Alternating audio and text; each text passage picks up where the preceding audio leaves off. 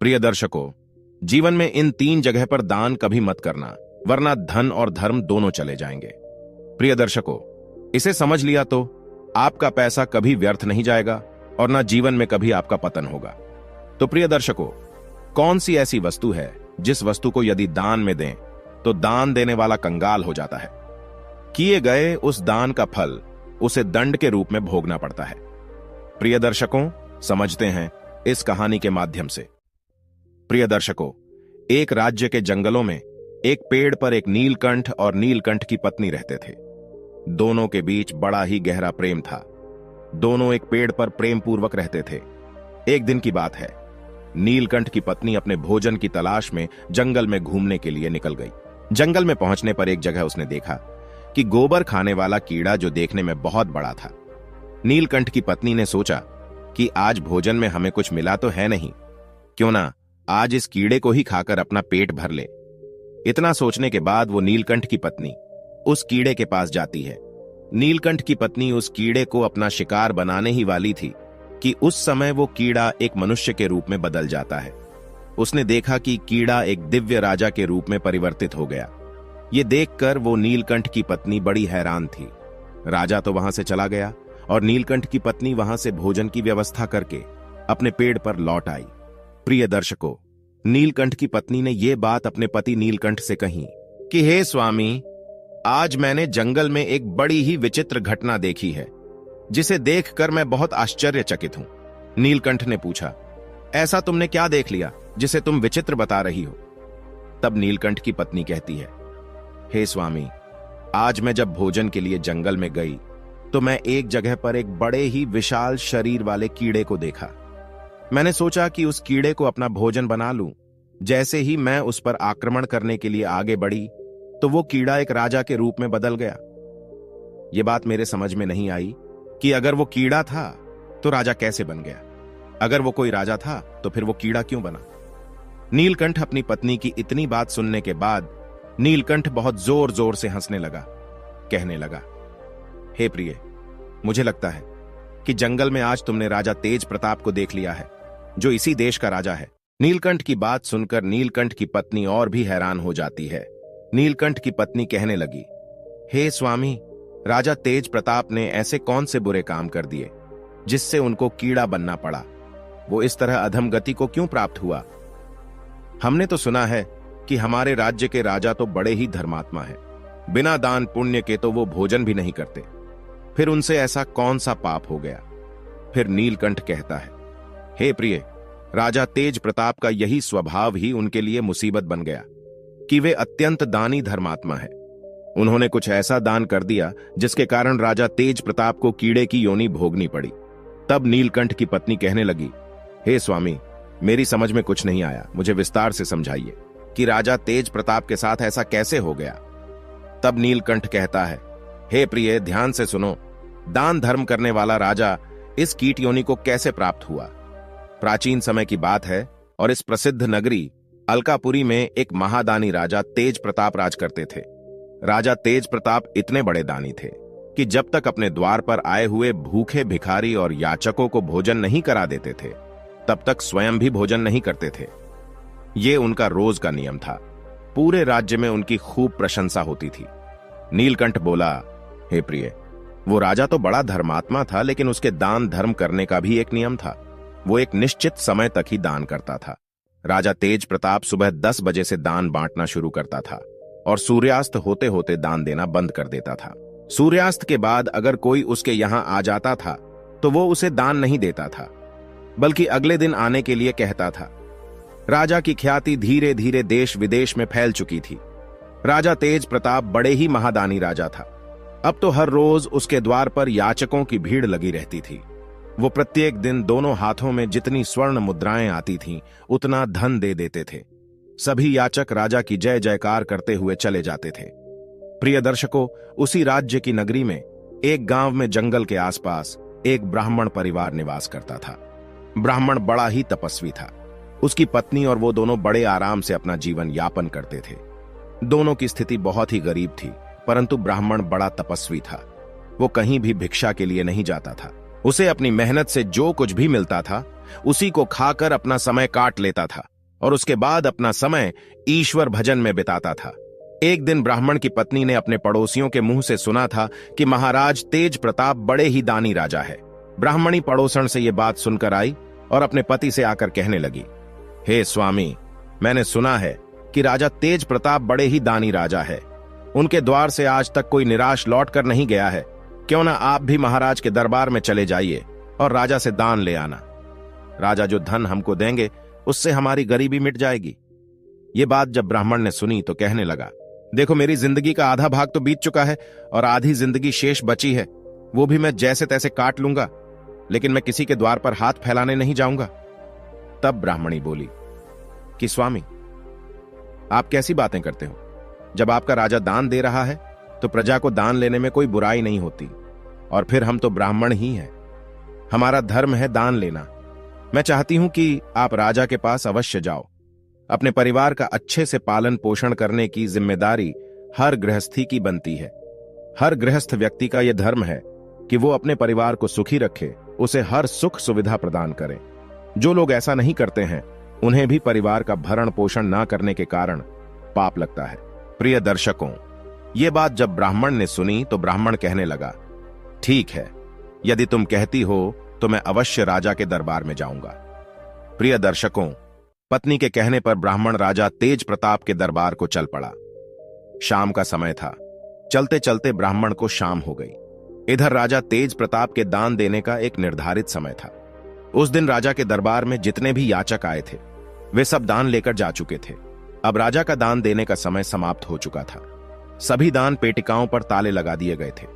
इधर ब्राह्मण बड़ी दूर से राजा के पास पैदल चलकर आया था, लेकिन उसके आते आते सूर्यास्त हो चुका था। अब राजा ने दान देना बंद कर दिया, लेकिन अपनी दान पेटी का बंद करके राजमहलों को ले जाई जा रही थी। उस समय रास्ते में ब्राह्मण उनके मार्ग में आ जाता है और कहने लगा, हे महाराज, मैंने सुना है आप हर दिन गरीबों को दान देते हो। मैं भी एक गरीब ब्राह्मण हूं और काफी दूर से चलकर पैदल आपके द्वार पर आया हूं। कृपया मुझे भी दान दीजिए। सूर्यास्त के बाद अपने पास एक ब्राह्मण को आया देखकर राजा ने कहा, हे ब्राह्मण देव, मुझे क्षमा करना। मेरा एक नियम है कि मैं सूर्यास्त के बाद दान देना बंद कर देता हूं। आप मेरे पास सूर्यास्त के बाद आए हो, अब आप वापस लौट जाइए और सुबह मेरे पास आना, तब मैं आपको दान दूंगा।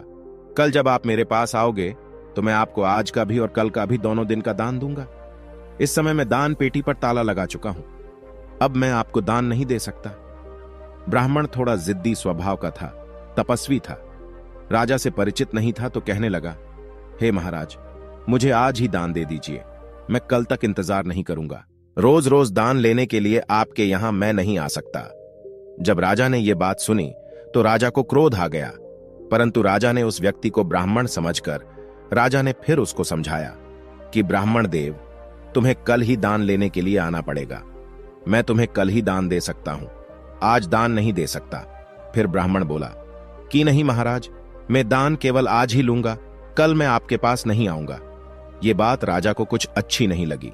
राजा क्रोध में आया और क्रोधित होकर राजा ने वहां कुछ घोड़ों की लीद पड़ी थी, क्योंकि राजा चलते चलते घोड़ों के अस्तबल के पास आ पहुंचा था।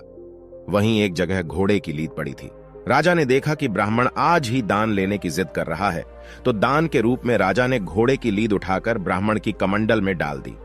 उसकी दोनों मुट्ठी में जितनी लीद आई उतनी लीद उठाकर ब्राह्मण को देने लगा।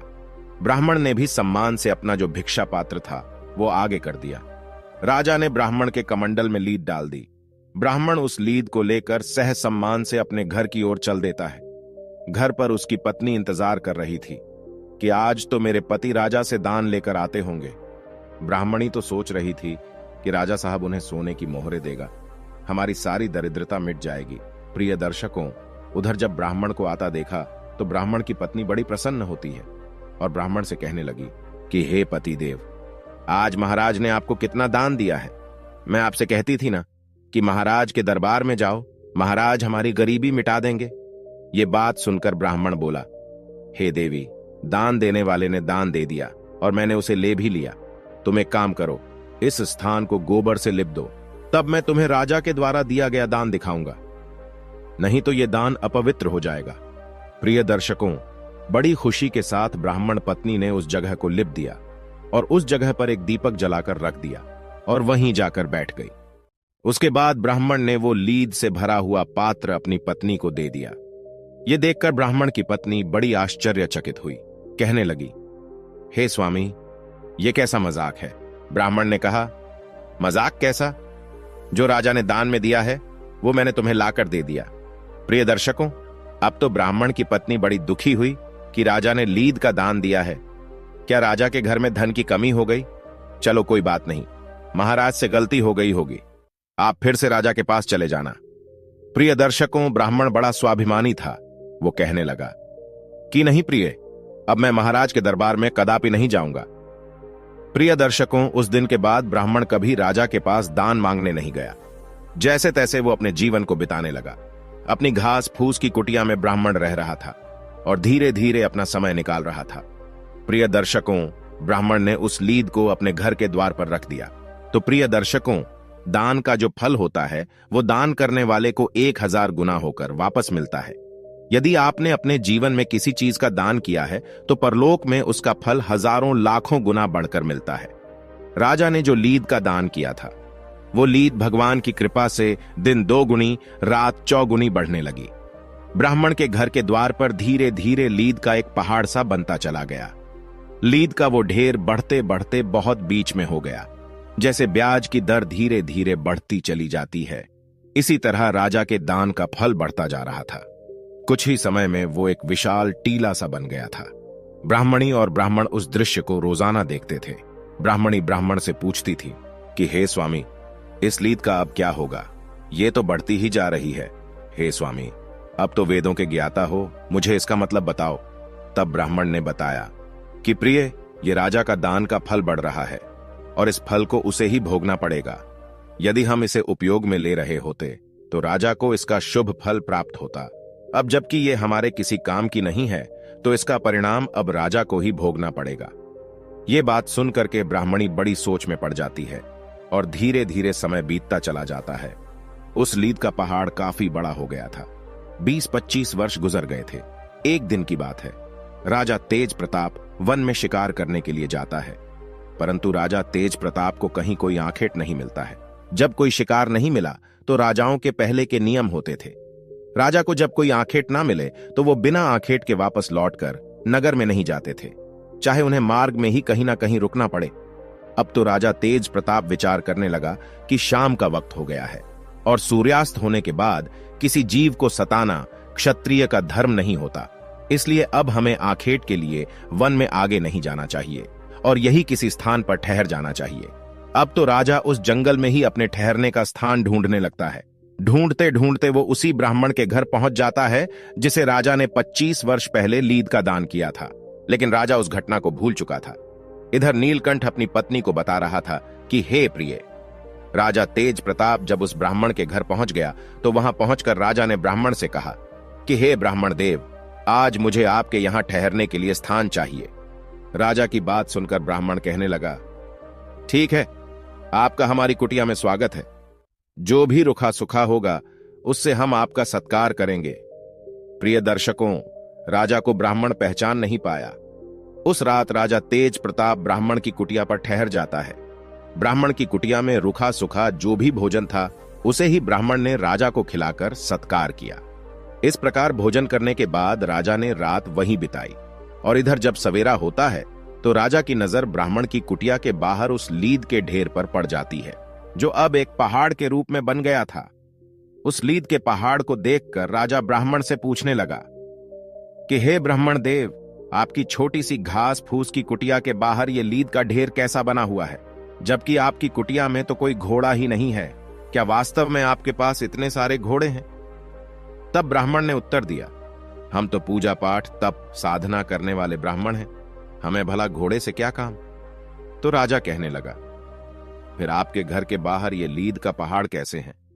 तब ब्राह्मण उसे समझाते हुए कहते हैं कि देखिए, आप यदि जानना चाहते हो कि लीद का पहाड़ क्यों है तो इसके पीछे एक बहुत बड़ा रहस्य छुपा हुआ है। प्रिय दर्शकों, अब तो उस रहस्य को जानने की राजा की उत्सुकता बढ़ गई। ब्राह्मण बोला, हे मुसाफिर, 25 साल पहले की बात है। पत्नी ने मुझे जबरदस्ती राजा के यहां दान लेने के लिए भेजा था। वो राजा बड़ा ही दानी धर्मात्मा है। वो रोजाना 1.25 मन सोने का दान करता है।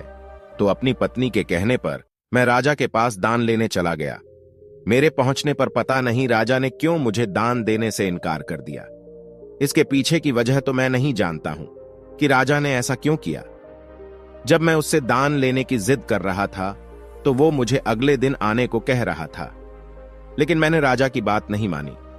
जब मैं दान लेने की जिद करने लगा तो राजा ने क्रोध में आकर मेरे कमंडल में घोड़े की लीद उठाकर डाल दी। मैंने राजा का वो दान स्वीकार कर लिया।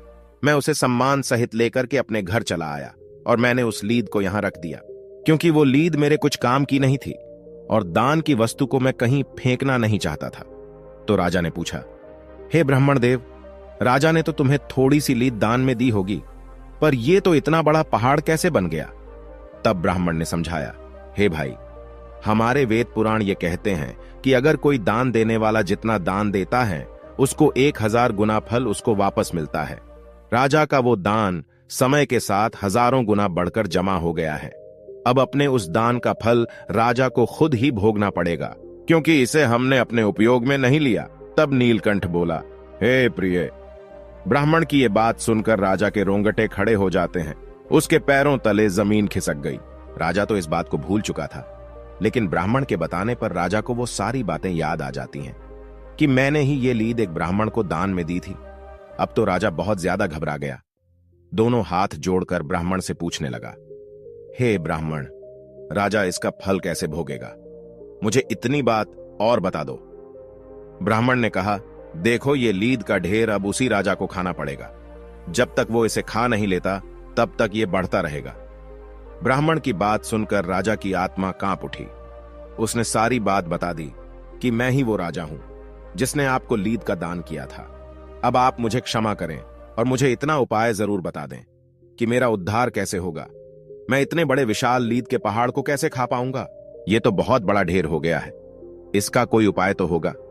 जब राजा ने अपनी पहचान बताई तो ब्राह्मण राजा को पहचान लिया और कहने लगा, यदि आप ही वो राजा हो तो इसका परिणाम तो तुम्हें भोगना ही पड़ेगा, क्योंकि दान देने वाला यदि किसी ऐसी वस्तु का दान देता है जो वस्तु अनुपयोगी है, जो वस्तु अखाद्य है, जिस वस्तु को दान में दिया जा रहा है वो दान पाने वाले के किसी काम की नहीं है, तो दान की गई वस्तु का फल व्यर्थ जाता है। लेकिन तुमने मुझे जानबूझकर ऐसी वस्तु दी थी जिसका फल बढ़कर अब 1000 गुना हो गया है। अब ये आपको ही भोगना पड़ेगा। प्रिय दर्शकों, ये सुनकर राजा ब्राह्मण के चरणों में गिर जाता है। राजा कहने लगा, हे ब्राह्मण देव, मुझे आप ही कोई उपाय बताइए। मेरा पाप कैसे नष्ट हो सकता है? तो ब्राह्मण कहने लगा कि हे राजन, अपने किए का फल तो भोगना ही पड़ेगा।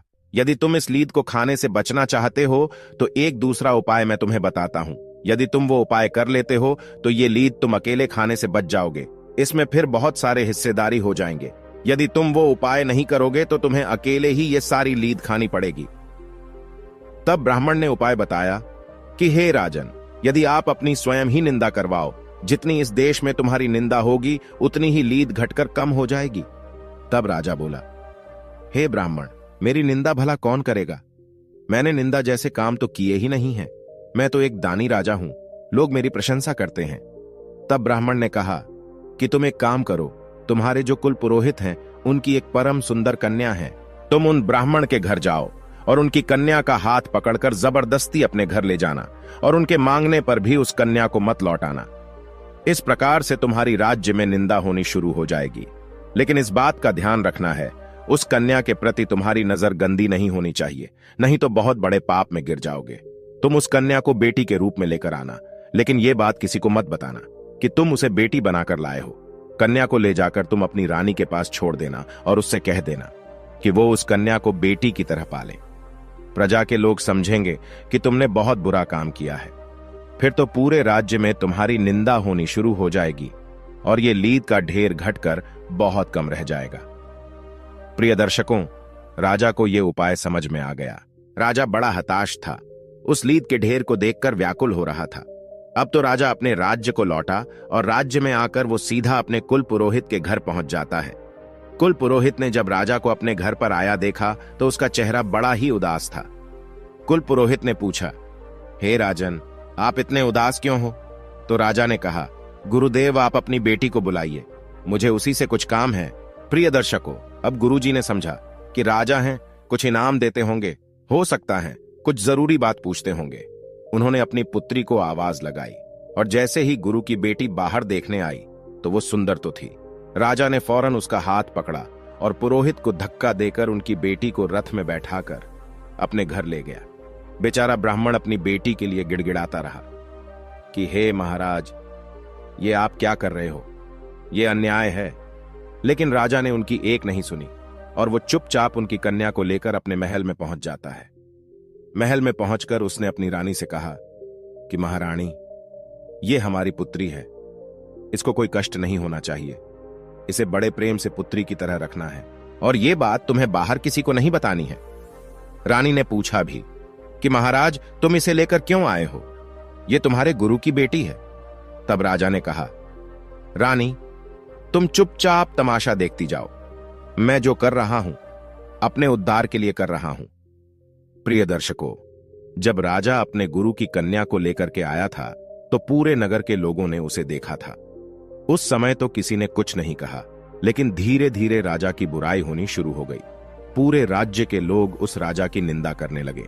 राजा तो बहुत ही गंदा व्यक्ति है, जिसने अपने गुरु की बेटी को पत्नी बनाकर जबरदस्ती अपने घर में रख लिया है। हम तो पहले ही कहते थे कि राजा बड़ा नीच है, ये लोगों को दान देकर केवल दिखावा कर रहा है, कितना नीच राजा है। इधर नीलकंठ बोला, हे प्रिय, इस प्रकार से पूरे नगर में राजा की बुराई होने लगी। सब लोग कहने लगे कि ऐसे राजा का क्या भरोसा जो अपने गुरु का ही नहीं हुआ। प्रिय दर्शकों, इधर राजा के नगर में जैसे जैसे राजा की निंदा हो रही थी, वैसे वैसे ब्राह्मण के घर के द्वार पर वो लीद का ढेर कम होता जा रहा था। जो जो लोग राजा की निंदा कर रहे थे, वो लीद के उस ढेर में हिस्सेदार होते चले जा रहे थे। धीरे धीरे उस लीद का संपूर्ण ढेर कम हो गया और केवल जितनी राजा ने दान में दी थी उतनी ही लीद का ढेर रह गया। राजा कुछ दिनों के बाद वहां जाता है तो देखता है कि ब्राह्मण के घर के आगे लीद का ढेर तो अब थोड़ा सा ही बचा है। प्रिय दर्शकों, राजा का यह हाल हो गया था कि वो जिस रास्ते से निकलता था उसी रास्ते से राजा को घृणा भरी दृष्टि से देखा जाता था। एक दिन राजा जब उस ब्राह्मण के द्वार पर पहुंचता है तो उसने देखा कि लीद का ढेर सिर्फ उतना ही रह गया था जितना कि उसने दान किया था। यह देखकर राजा बड़ा खुश होता है।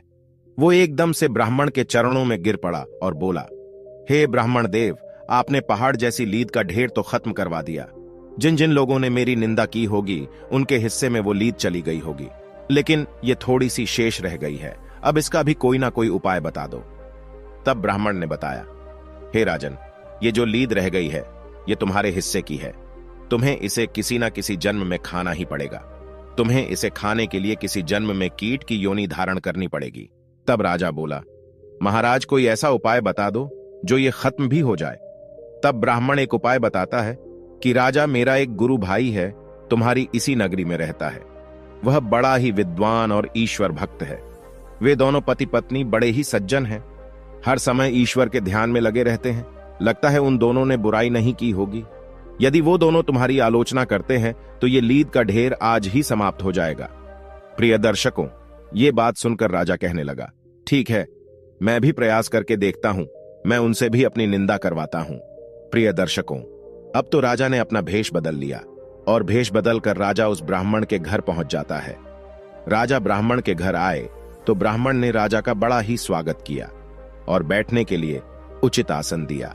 उस आसन पर राजा बैठ जाता है, परंतु राजा के मन के भीतर एक बड़ा विचार चल रहा था।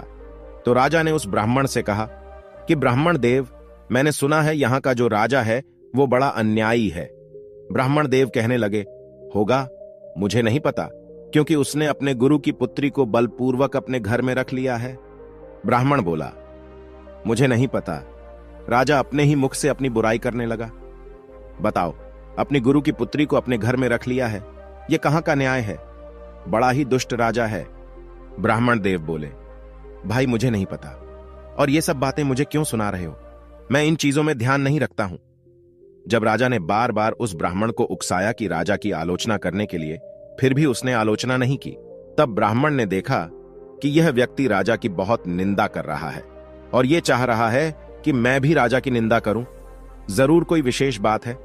तब ब्राह्मण ने अपने तपोबल से देखा तो समझ गया कि ये तो स्वयं यहां का राजा है और मुझसे अपनी आलोचना करवाना चाहता है, क्योंकि इसने ऐसी वस्तु दान में दी है जिसका पाप इसे भोगना पड़ेगा, और यह चाहता है कि मैं इसकी निंदा कर दूं तो उसका पाप मुझे मिल जाए, तो अपने पाप में मुझे सम्मिलित करना चाहता है। तब ब्राह्मण कहने लगा, हे राजन, मैं तुम्हें पहचान गया हूं। भलाई इसी में है कि आप मेरे यहां से वापस लौट जाइए। मैं कभी किसी की आलोचना नहीं कर सकता, कभी किसी की बुराई नहीं करता हूं। तुम्हारा पाप तुम्हें भोगना ही पड़ेगा। ब्राह्मण ने फटकार लगाते हुए राजा को वहां से भगा दिया। प्रिय दर्शकों, निराश होकर राजा वहां से लौटकर चलता है और उसी ब्राह्मण के घर आया जहां वो लीद का ढेर लगा हुआ था। ब्राह्मण के चरणों में गिरकर राजा कहने लगा, हे ब्राह्मण देव, अब इसका कोई और उपाय नहीं है क्या? तब ब्राह्मण ने कहा, राजन, यदि उन्होंने तुम्हारी निंदा नहीं की तो समझ लो अब तुम्हें ही ये सब खाना पड़ेगा, चाहे जैसे खाओ। प्रिय दर्शकों, ये बात सुनकर राजा कहने लगा, हे ब्राह्मण देव, यदि मैंने इसके लिए कोई जन्म धारण किया और उसको तब खाया तो न जाने कितने जन्मों तक मुझसे पाप होते रहेंगे। क्यों ना आप अपने मंत्र शक्ति से मुझे कुछ समय के लिए कीट बना दो, कीड़ा बनकर मैं इस लीद को खा जाऊंगा। ब्राह्मण कहने लगा कि नहीं राजन, मैं तुम्हें कीट भी नहीं बना सकता, इतनी शक्ति मेरे अंदर नहीं है, और यह काम तो विधाता का है। परंतु मैं तुम्हें इतना बता सकता हूं कि यहां से मरने के बाद तुम एक कीट बनोगे, और जब तुम अपने हिस्से की इस लीद को खा जाओगे तब तुम श्राप से मुक्त हो जाओगे, क्योंकि तुमने जीवन में कोई पाप नहीं किया है, हमेशा दान दिया है। तुम्हारी महान दानियों में गिनती है। तुमने हमेशा भूखे गरीबों में दान लुटाया है। तुम्हारी महान दानियों में गिनती थी। तुमने हमेशा गरीबों और भीख मंगों को दान दिया है, परंतु तुमसे ये भूल हो गई है, इसलिए तुम्हें ये लीद खानी ही पड़ेगी। कीट तो तुम्हें अवश्य ही बनना पड़ेगा, लेकिन इसको खाते ही तुम अपने मानव योनि को प्राप्त हो जाओगे। प्रिय दर्शकों, इधर नीलकंठ अपनी पत्नी से कहता है कि हे प्रिय, कुछ दिनों के बाद राजा तेज प्रताप की मृत्यु हो जाती है, और मृत्यु के बाद उस गोबर खाने वाले कीड़े के रूप में जन्म मिलता है, और जिस जगह पर वो लीद पड़ी हुई थी उसी जगह पर वो कीड़ा जाकर लीद खाने लगता है। धीरे धीरे कई वर्षों में उस लीद को वो कीट खा जाता है। लीद को खाते खाते वो कीड़ा बहुत बड़ा हो जाता है। खाते खाते उसने अपने हिस्से की सारी लीद समाप्त कर दी, बस थोड़े बहुत कण शेष रह गए थे। एक दिन वो कीड़ा उन्हीं कणों को खा रहा था, तो इधर नीलकंठ अपनी पत्नी से कहता है कि हे प्रिय, तभी तुम्हारी नजर उस कीड़े पर पहुंच जाती है। उसे देखकर तुमने समझा कि मुझे भोजन मिल गया। जैसे ही तुमने उस पर आक्रमण करना चाहा, वो अपने हिस्से की सारी लीद खाकर समाप्त कर चुका था। उस समय उसका पाप नष्ट हो जाता है और वो मनुष्य रूप में प्रकट हो जाता है, और दिव्य देह पाकर वो स्वर्ग को चला जाता है। नीलकंठ बोला, हे प्रिय, जरूर तुमने इस राजा तेज प्रताप को देख लिया होगा, जिसने क्रोध में एक ब्राह्मण को लीद दान में दे दी थी, जिसके कारण वो एक कीड़े की अधम योनि में पैदा हुआ।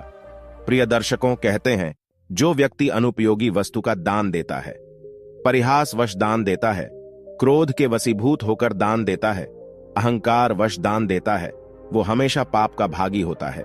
दान देने से पहले मनुष्य को अपनी अंतर आत्मा को टटोलना चाहिए।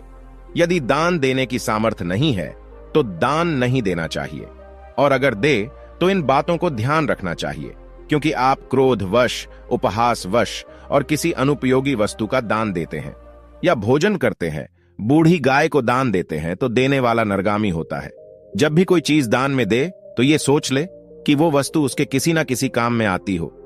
यदि उसके काम में नहीं आती है तो वो दान नहीं कहलाएगा। हमारे द्वारा दिया गया दान हमें कई गुना होकर वापस मिलता है, चाहे वो इस जन्म में मिले या अगले जन्म में। यदि हमने किसी के लिए खाने की वस्तु दान की है तो आने वाली कई जन्मों में हमारे लिए कभी भोजन का संकट नहीं होगा।